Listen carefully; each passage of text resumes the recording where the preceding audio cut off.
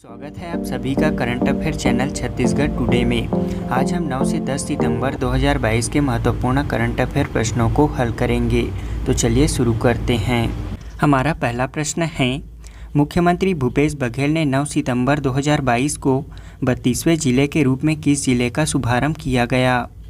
इसका right answer है option B, Manendragarh Chirmiri Bharatpur जिला। मुख्यमंत्री भूपेश बघेल ने 9 सितंबर 2022 को 32वें जिले के रूप में कोरिया जिले से मनेंद्रगढ़ चिरमिरी भरतपुर जिले का शुभारंभ किया गया। इस दौरान मुख्यमंत्री भूपेश बघेल ने 200 करोड़ 73 लाख रुपए के विकास कार्यों का भूमि पूजन और लोकार्पण भी किया। इस जिले का उत्तरी और पश्चिमी सीमा मध्य प्रदेश राज्य से लगा हुआ है, जबकि पूर्वी सीमा कोरिया जिले से और दक्षिणी सीमा कोरबा और गौरेला पेंड्रा मारवाही जिले से लगा हुआ है। मनेंद्रगढ़ चिरमिरी भरतपुर जिला सरगुजा संभाग अंतर्गत है। इस नवीन गठित जिले में अनुविभाग की संख्या 3 है, जिसमें मनेंद्रगढ़, भरतपुर और खड़गवां शामिल है। वहीं तहसीलों की संख्या 6 है। साथ ही इस जिले में जनपद पंचायतों की संख्या 3 और नगरीय निकायों की संख्या 5 है। इस जिले का कुल क्षेत्रफल 1,46,824 हेक्टेयर है, जबकि जनसंख्या 3,76,696 है। वहीं इस जिले में अमृतधारा जलप्रपात, सिद्ध बाबा मंदिर, सीतामढ़ी हरचौका और रमदहा जलप्रपात जैसे पर्यटन स्थल शामिल हैं। अगला प्रश्न है, मुख्यमंत्री भूपेश बघेल ने 9 सितंबर 2022 को 33वें जिले के रूप में किस जिले का शुभारंभ किया गया? इसका राइट आंसर है ऑप्शन सी, शक्ति जिला। बता दें कि शक्ति जिले को 9 सितंबर 2022 को जांजगीर चांपा जिले से अलग कर 33वें जिले के रूप में मुख्यमंत्री भूपेश बघेल द्वारा शुभारंभ किया गया। इस नवगठित जिले में 5 तहसीलें, 4 विकासखंड और 2 उपखंड शामिल हैं। इस जिले का कुल राजस्व क्षेत्रफल 1,51,976 हेक्टेयर है, जबकि जनगणना 2011 के अनुसार 6,47,254 हैं। वहीं कुल ग्रामों की संख्या 465 और ग्राम पंचायतों की संख्या 319 है, जबकि 6 नगरीय निकाय शामिल हैं। इस नवगठित जिले में चंद्रहासनी माता मंदिर, अड़भार अष्टभुजी माता मंदिर, रेनखोल दमऊ दरहा जैसे पर्यटन स्थल शामिल हैं। अगला प्रश्न है, हाल ही में मुख्यमंत्री भूपेश बघेल ने सिद्ध बाबा मंदिर को पर्यटन विभाग द्वारा विकसित कराने की घोषणा की है। यह किस जिले में स्थित है? इसका राइट आंसर है ऑप्शन डी, मनेंद्रगढ़ चिरमिरी भरतपुर जिला। बता दें कि हाल ही में मुख्यमंत्री भूपेश बघेल ने 32वें जिले के रूप में मनेंद्रगढ़ चिरमिरी भरतपुर जिले के शुभारंभ के दौरान मनेंद्रगढ़ के सिद्ध बाबा मंदिर को पर्यटन विभाग द्वारा विकसित कराने की घोषणा की है। वहीं इस दौरान मनेंद्रगढ़ चिरमिरी और भरतपुर के विकास के लिए 3-3 करोड़ रुपए की घोषणा भी की। अगला प्रश्न है, फिक्की स्मार्ट पुलिसिंग अवार्ड से छत्तीसगढ़ के कितने पुलिस अधिकारियों को सम्मानित किया गया है? इसका राइट आंसर है ऑप्शन ए, 3 पुलिस अधिकारियों को। भारतीय वाणिज्य एवं उद्योग महासंघ फिक्की ने रायपुर के एसएसपी प्रशांत अग्रवाल, कोरबा के एसपी संतोष सिंह एवं डीआईजी सीआईडी हिमानी खन्ना को फिक्की स्मार्ट पुलिसिंग अवार्ड से सम्मानित किया है। हाल ही में दिल्ली में हुए समारोह में प्रतिष्ठित अवार्ड से छत्तीसगढ़ के पुलिस अधिकारियों को सम्मानित किया गया। बता दें कि देश भर में स्मार्ट पुलिसिंग के लिए 29 श्रेष्ठ पुलिस अधिकारियों को सम्मानित किया गया है।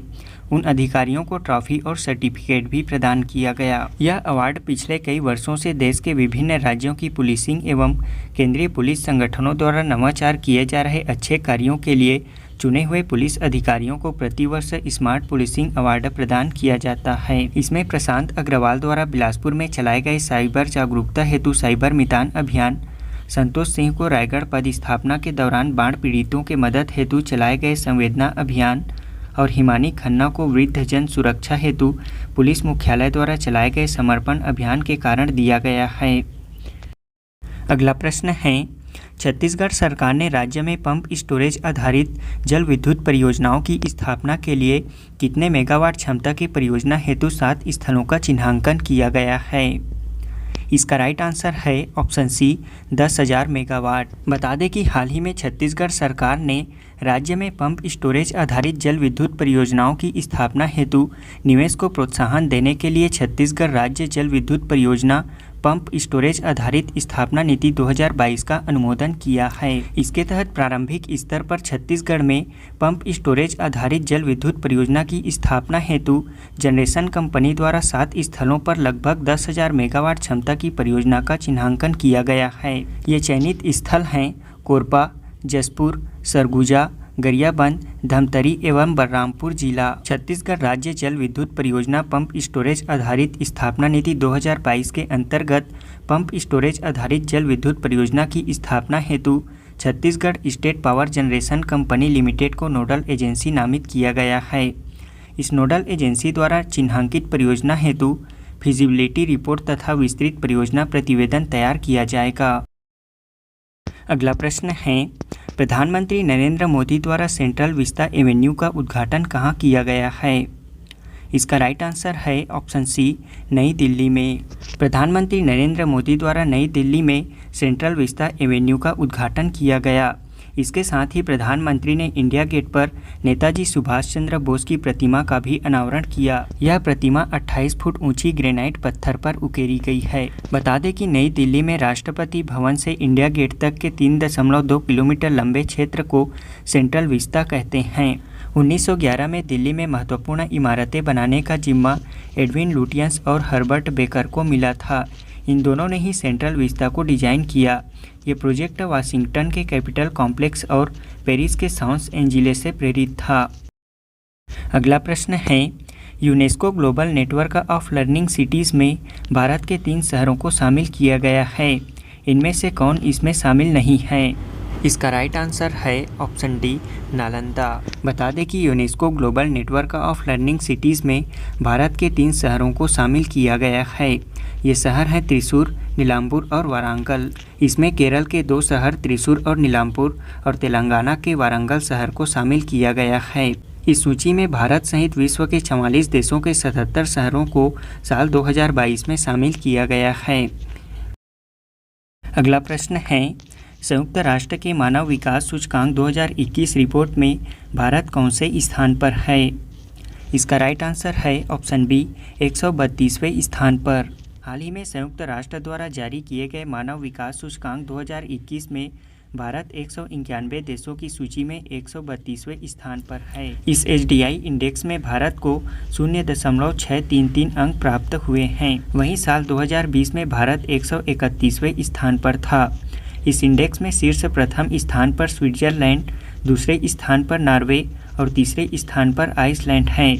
वहीं भारत के पड़ोसी राज्यों की बात करें तो श्रीलंका 73वें स्थान पर, चीन 79वें स्थान पर, बांग्लादेश 129वें स्थान पर, भूटान 127वें स्थान पर और पाकिस्तान 161वें स्थान पर है और नेपाल 143वें स्थान पर है। अगला प्रश्न है, बस्तर संभाग के किस जिले में यूनिसेफ के सहयोग से एनीमिया मुक्त अभियान चलाया जा रहा है? इसका राइट आंसर है ऑप्शन बी, कोंडागांव जिले में। बता दें कि कोंडागांव जिले में यूनिसेफ के सहयोग से एनीमिया मुक्त कोंडागांव अभियान का शुभारंभ किया गया है। यह अभियान मुख्यमंत्री सुपोषण अभियान के अंतर्गत प्रारंभ किया गया है। यह अभियान 2 चरणों में संचालित किया जाएगा। इसके पहले चरण में 15 से 25 वर्ष तक के युवतियों को एवं दूसरे चरण में गर्भवती महिलाओं को शामिल किया जाएगा। अगला प्रश्न है, हाल ही में मिस अर्थ इंडिया 2022 का खिताब किसने जीता है? इसका राइट आंसर है ऑप्शन सी, वंशिका परमार ने। हिमाचल प्रदेश की रहने वाली वंशिका परमार ने मिस अर्थ इंडिया 2022 का खिताब जीत लिया है। इसके बाद अब वह अंतर्राष्ट्रीय स्तर पर फिलीपींस में होने वाले मिस अर्थ प्रतियोगिता 2022 में भारत का प्रतिनिधित्व करेंगी। कमेंट में बताएं कि मिस इंडिया USA 2022 का खिताब किसने जीता है। हाल ही में किस राज्य सरकार ने ग्रामीण और शहरी क्षेत्रों में राज्य स्तरीय ओलंपिक खेल आयोजित करने का फैसला लिया है? इसका राइट आंसर है ऑप्शन सी, छत्तीसगढ़ ने। अगला प्रश्न है, छत्तीसगढ़ में स्वर्गीय राजीव गांधी बाल भविष्य सुरक्षा प्रयास आवासीय विद्यालय योजना के तहत आगामी वित्तीय वर्ष 2023-24 में कितने प्रयास आवासीय विद्यालय खोलने का फैसला लिया गया है?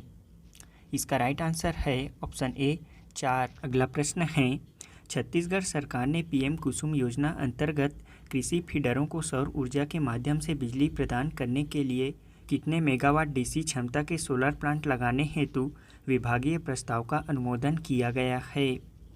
इसका राइट आंसर है ऑप्शन सी 810 मेगावाट। अगला प्रश्न है, छत्तीसगढ़ सरकार द्वारा हाल ही में कितने नए एकलव्य आदर्श आवासीय विद्यालयों के भवन निर्माण की स्वीकृति प्रदान की गई है?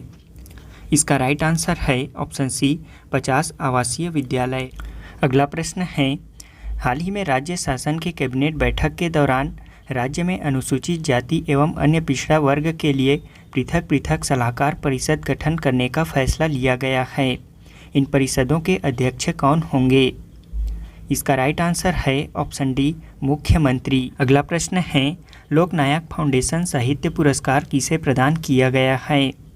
इसका राइट आंसर है ऑप्शन ए तनिकेला भरनी को। अगला प्रश्न है, केंद्र सरकार ने दिल्ली स्थित राजपथ और सेंट्रल विस्ता लॉन का नाम बदलकर किस नाम पर रखने की घोषणा की है?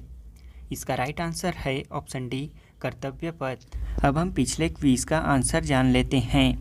पहला प्रश्न है, प्रदेश के पहले छत्तीसगढ़ी वेब सीरीज़ का क्या नाम है? इसका राइट आंसर है ऑप्शन डी लाल खदान। छत्तीसगढ़ के पहले छत्तीसगढ़ी वेब सीरीज़ का नाम लाल खदान है। इस वेब सीरीज़ के निर्माता मोहित कुमार साहू और निदेशक कौशल उपाध्याय हैं। यह प्रदेश की छत्तीसगढ़ी भाषा में बनाई गई पहली वेब सीरीज़ है।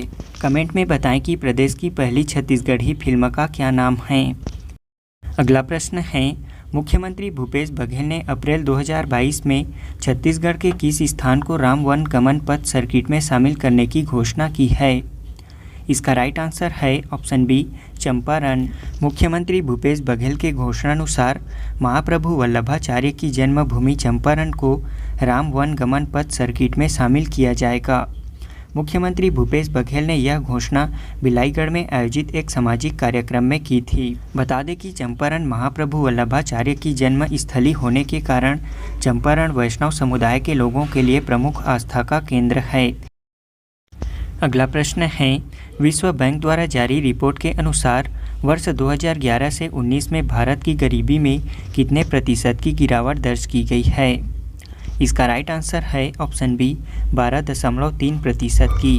विश्व बैंक के रिपोर्ट के अनुसार भारत के गरीबी में पिछले 8 सालों में 12.3% की गिरावट दर्ज की गई है। इस दौरान शहरी क्षेत्रों के मुकाबले ग्रामीण क्षेत्रों में गरीबी तेजी से कम हुई है। इस रिपोर्ट के अनुसार साल 2011 में अत्यंत गरीबी 22.5% थी, जो कि साल 2019 में 10.2% हो गई। वहीं 2011 से 2015 के दौरान ग्रामीण गरीबी 26.3% से घटकर 21.9% पर आ गई है। इस तरह इसमें 4.4% की गिरावट आई है।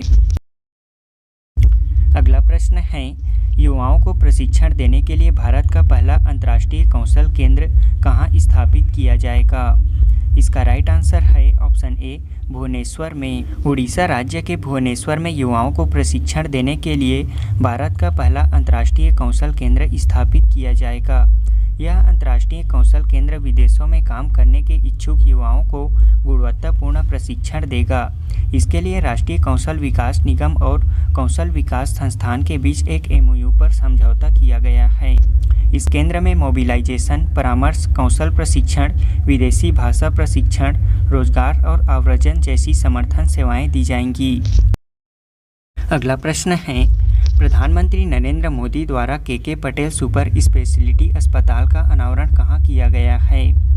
इसका राइट आंसर है ऑप्शन बी भुज में। प्रधानमंत्री नरेंद्र मोदी द्वारा गुजरात के भुज जिले में KK पटेल सुपर स्पेशलिटी अस्पताल का वीडियो कॉन्फ्रेंसिंग के माध्यम से उद्घाटन किया गया।